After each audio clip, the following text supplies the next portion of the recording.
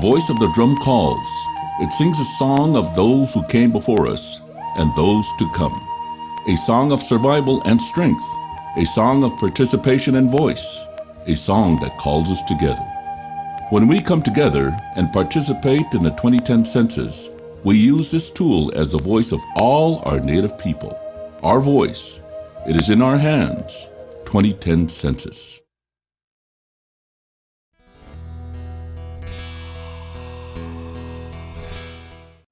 Hello, I'm Kimberly Acosta. Welcome to the Native News Update on Wednesday, April 21st. Many of the stories you hear here can be found at our website, IndianCountryNews.com. And here's the news for the day from the Associated Press and other Native news sources. U.S. Senator Tom Udall announced that Mescalero Apache schools in New Mexico will receive $48,040 from the Department of Education to fund services to help prevent suicide among teens and young adults. The funding comes after 4 young people from the Mescalero tribe took their own lives over the course of less than 2 months last year. It will fund emergency services to schools experiencing a traumatic event that disrupts the learning environment. Udall cited that the Mescalero tragedy last year in his push for health care reform legislation to include measures to combat the growing epidemic of teen suicide in Indian country, where the rate of suicide is 70% higher than the general U.S. population. Udall's proposal, which was ultimately included in the Indian Health Care Improvement Act as part of the health care reform, will expand a program that has proven successful for the Zuni tribe in New Mexico, which connects schools and parents with the community, teaches students to be peer educators, and helps middle and high school students learn life skills to prevent suicide. As the trial for Richard Marshall continues, we go to Paul Demain and Denise Pictou-Maloney for the latest update. Hey, Paul, you want to give us today's update on the Richard Marshall trial? Yes, today is going to be the last day of the trial. The prosecution rested this morning at 9 o'clock as they opened up following the testimony of several forensic people, FBI agents, and people who were on the scene. But the most dramatic part of the testimony came from author Cyril Chapman, who took the stand and explained that the last 7 years that he's been waiting to testify, that he has not been able to get in and out of the United States, that he's not been able to make the living that he previously did, despite the fact that Dana Hanna and Dick Marshall's attorney was trying to make it look like he was making money and he was getting opportunities and breaks on immigration. It was very, very clear that this case has taken its toll on many people over the last few years and is indeed still taking its toll. However, out of this came the testimony from Cyril Chapman that he had a conversation with Dick Marshall in the year 2001 in which the use of the language for the note that came to the house was, "Take care of this baggage."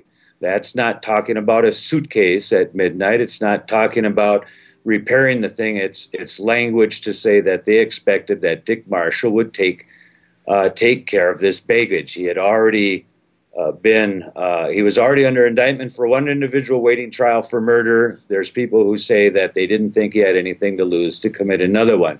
The other part was he was asked about the gun, and his response to Cyril Chapman at that time was, in those days when you got asked to do something, you didn't question it, and that was put into the record. And so for the testimony of Cyril Chapman, it's going to be a situation where I think the credibility of our Looking Cloud has survived during this trial, and the credibility of Cyril Chapman has survived the trial so far. The 2 key witnesses in this case will be put up against what the defense has today. And so far, my understanding is that the defense has dismissed over half of their potential witnesses, and there may be 1 left. So we feel like the defense may be resting early this afternoon with final arguments, and it will go to the jury, it sounds like, by mid-afternoon today. The defense has very, very much diminished the number of people they thought they were going to call, and they've been let go. So that's where the case is. I'd like to hand this interview over to Denise for just a few minutes to get her perspective, the daughter of Anime Pictou-Akwash. Okay. Well, thank you, Denise, for taking some time to talk with us about this trial. Can you give us your input on it? Well, the trial so far has been pretty revealing, giving us more confirmation of the events leading up to my mother's death. I've been here for 8 days now, and every day we've been given a little bit more information. What's really becoming clear to me is that this trial right now is negating any of the conspiracy theorists' ideas that the FBI had any involvement in my mother's death. And with the naming of a few more individuals, certainly gives me an indication that there are certain members within the American Indian movement that need to take responsibility in their role. I had recently talked to Russell Means about a month ago, and he shared with me that he had information indicating that he knew who ordered my mother's death. I certainly would like to know who that individual is. He indicated to me that he could not reveal that because he had made a promise that he couldn't share that until as long as that person was living. So, I'm waiting for these people. I was hoping to see him here during the trial. It's been very quiet. I've been here for over a week. I haven't had one person walk up to me or acknowledge me, listen to people talk about being my mother's friend back in that day, and then come into the back of the courtroom and sit behind me and not say one word to me. So, it's been a difficult week for us. We're wanting to thank all of those that did have the courage to step up and speak their truth and support justice for Annie Mae.